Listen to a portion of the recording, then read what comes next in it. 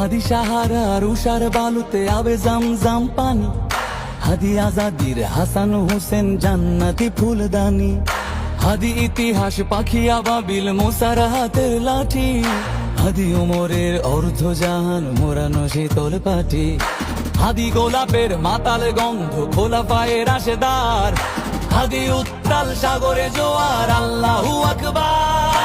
আবু বকরের সিদ্দিক থেকে আলোর ঝর্ণা এনে হাদি জেগেছিল তরুণ আলীর সাহসের সুধা টেনে।